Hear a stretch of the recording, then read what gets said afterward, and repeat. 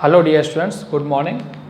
My dear students, अभी हम accounting की टर्मिनोलॉजी सीखेंगे। टर्मिनोलॉजी क्या होता है?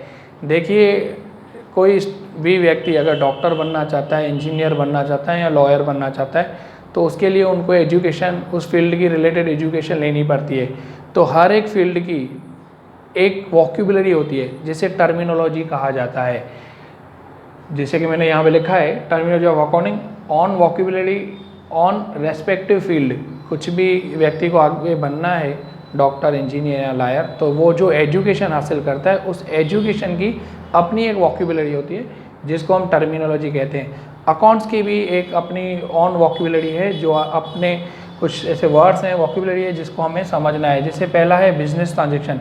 बिजनेस में दो टाइप के ट्रांजेक्शन होते हैं, कैश ट्रांजेक्शन और क्रेडिट ट्रांजेक्शन। अगर कोई व्यक्ति कैश पे कोई गुड्स परचेज करता है या सेल करता है, उसे कैश ट्रांजेक्शन कहते हैं। अगर कोई व्यक्ति कोई गुड्स परचेज या सेल ऑन क्रेडिट करता है, मतलब उधार पे करता है, तो उसे क्रेडिट ट्रांजेक्शन कहा जाता है। इसके बाद है इवेंट। इवेंट मतलब होता है सिचुएशन, रिजल्ट। मान लो कोई गुड्स परचेज करता है 6000 का, वो 4000 में बेच दे, तो उस व्यक्ति को 2000 का लॉस हुआ। तो ये फाइनल जो रिजल्ट आया 2000 लॉस, उसको हम कहेंगे इवेंट। रिजल्ट यहाँ पे मैंने लिखा है सिचुएशन, रिजल्ट, उसे हम कहते हैं इवेंट। इसके बाद है कैपिटल। कोई भी व्यक्ति जो बिज़नेस का मालिक है, अगर बिज़नेस में कुछ लेके आता है वो कैपिटल बन जाता है। कैश लेके आए, स्टॉक लेके आए, बिल्डिंग कुछ भी, कोई भी असेट्स लेके आता है तो वो कैपिटल बन जाता है। मैंने यहाँ लिखा है an investment made by owner to commence the business. Business start करने के लिए उसका मालिक जो कोई इन्वेस्टमेंट लेके आता है, जो भी इन्वेस्टमेंट लेके आता है इज़ नॉन कैपिटल, उसे कैपिटल कहा जाता है। इसके बाद है ड्राइंग। ड्राइंग का मतलब है कोई भी ओनर बिजनेस से सेल्फ यूज़ के लिए कुछ भी, मान लो स्टॉक ले लेता है या कैश ले लेता है, जो भी बिजनेस में से अपने सेल्फ यूज़ के लेगा उसे ड्राइंग कहेंगे। देखो मैंने यहाँ पे लिखा है ओनर विड्रॉ। ओनर विड्रॉ क्या विड्रॉ करे? Cash, goods, assets. किसके लिए? फॉर पर्सनल पर्पस, अपने पर्पस के लिए। अगर कोई व्यक्ति बिजनेस में से कैश लेता है, गुड्स लेता है, असेट लेता है, तो उसे ड्राइंग कहते हैं। इसके बाद समझना है लायबिलिटी। देखिए स्टूडेंट्स, लायबिलिटी और असेट हर बिजनेस में होती है। लायबिलिटी की पूरी डेफिनेशन नॉन करंट लायबिलिटी होती है, करंट लायबिलिटी होती है। थोड़ा डीपली समझाना पड़ता है, पर मैंने शॉर्ट में आपको यहाँ समझा दिया है कि लायबिलिटी क्या होता है। Amount payable by business for credit purchase. Business को, अगर बिजनेस ने क्रेडिट पे परचेज किया है तो जो अमाउंट पे करना होगा इन फ्यूचर, वो लायबिलिटी है। या किसी से बोरो किया हो मनी, पैसे उधार लिए हो बिजनेस के लिए, वो पैसे बिजनेस को वापस करने हैं, तो वो बिजनेस की लायबिलिटी है।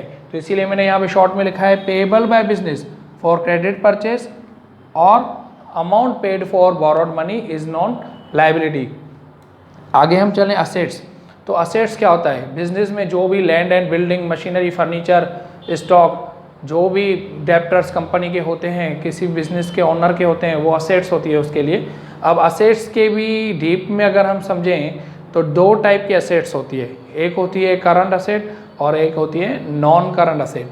करंट असेट्स में हम जैसे आगे चलेंगे डियर स्टूडेंट्स, आपको सिखाएंगे। फिलहाल मैं आपको बता देता हूँ करंट असेट कौन सी होती है। स्टॉक होता है, बिल्स रिसीवेबल होता है। अभी आप कहेंगे सर बिल्स रिसीवेबल क्या है? आगे चल के लेक्चर्स में हम धीरे धीरे सीखते जाएंगे। फिलहाल मैं आपको बता रहा हूँ stock, bills receivable, cash, debtors. तो ये जो है वो सभी जो होती है वो करंट असेट होती है। और दूसरा होता है नॉन करंट असेट। अब नॉन करंट असेट के भी दो टाइप होते हैं, एक होता है टेनिजिबल असेट्स और दूसरा होता है इंटेनिजिबल असेट्स। टेनिजिबल असेट्स मतलब हम जिसको देख पाएँ, जिसको छू पाएँ, उसको हम टेनिजिबल कहते हैं, जिसका फिजिकल एग्जिस्टेंस हो। देखो मैंने यहाँ पे लिखा है टेनिजिबल असेट्स मतलब जिसका फिजिकल एग्जिस्टेंस हो, जिसको हम देख पाएँ, टच कर पाएँ, वो उनको कहते हैं। जैसे कि plant, machinery, land and building, goods, business में जो भी स्टॉक है, तो वो हम देख सकते हैं, उसको हम टच कर सकते हैं। तो ऐसी एसेट्स को हम टेनिजिबल असेट्स कहते हैं। और दूसरा होता है इंटेंजिबल असेट्स, जिसको हम देख नहीं पाते हैं, छू नहीं पाते हैं, लेकिन फिर भी उनका बिजनेस में एग्जिस्टेंस होता है पर दिखाई नहीं देती है। जैसे कि कौन सी सर? जैसे पेटेंट, गुडविल, ट्रेडमार्क, कॉपीराइट। हर किसी मोस्ट ऑफ जो ब्रांड होते हैं उनका अपना अपना एक ट्रेडमार्क होता है। तो हर कोई व्यक्ति वो ट्रेडमार्क यूज़ नहीं कर सकता है, तो वो भी एक वन टाइप ऑफ असेट है, इंटेंजिबल असेट उसको कहा जाता है। आगे चल के हम गुडविल ये क्या होता है उसके बारे में भी हम सीखेंगे। फिलहाल शॉर्ट में मैं आपको ये टर्मिनोलॉजी जो भी है इनके बारे में बता रहा हूँ।